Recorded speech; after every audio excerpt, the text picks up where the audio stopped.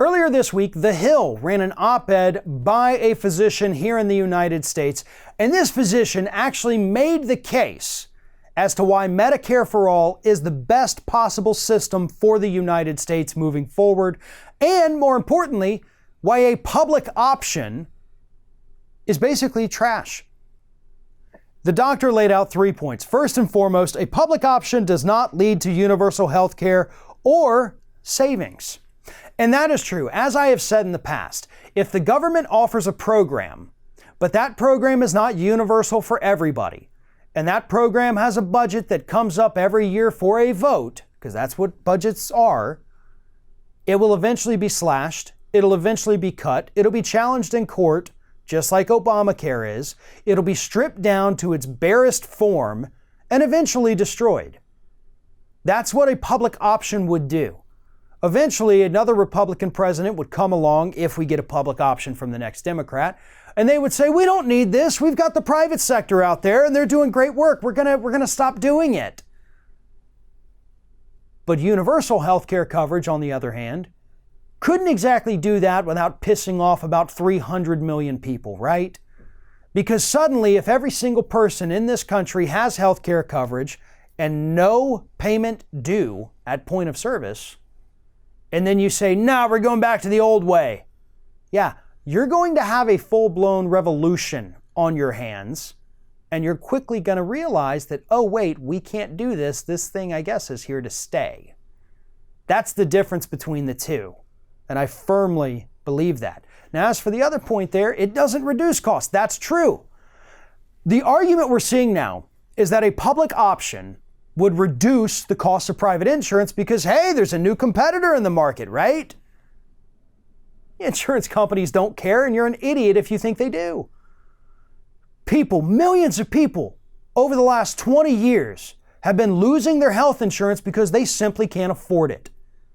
So rather than the health insurance companies saying, oh dear, we're losing customers, we have to lower our prices, they said, no, we're going to up them.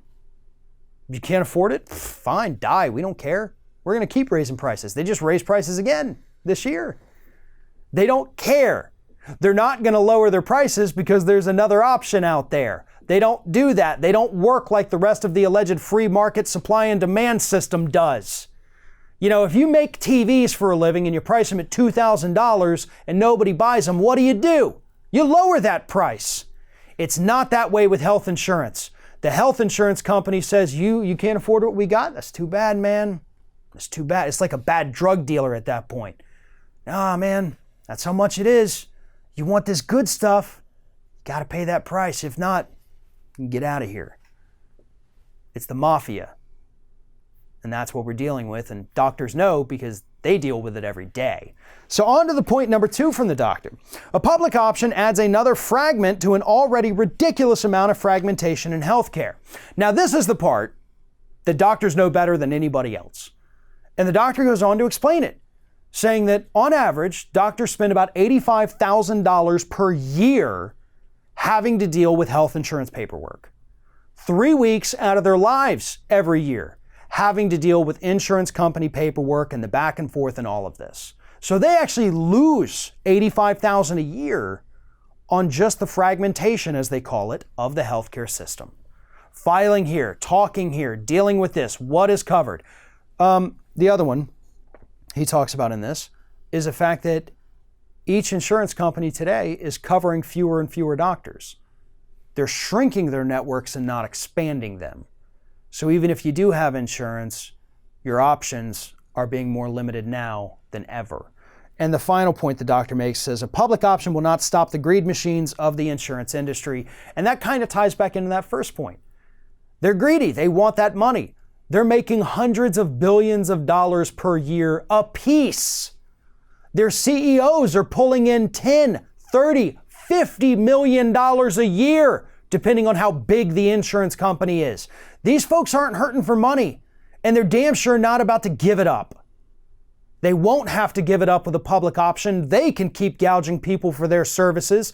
Most people would be too afraid to switch off of their private insurance onto the public option because they don't know if the public option is going to be there for them in a year.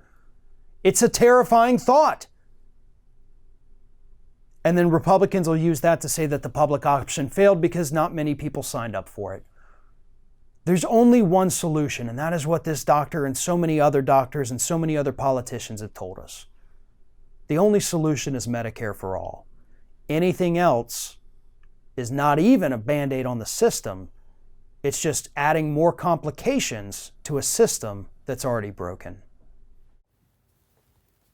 What are you doing? It's over.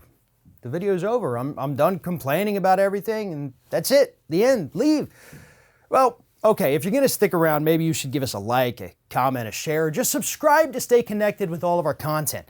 Or maybe you should consider becoming a member for some exclusive content and perks.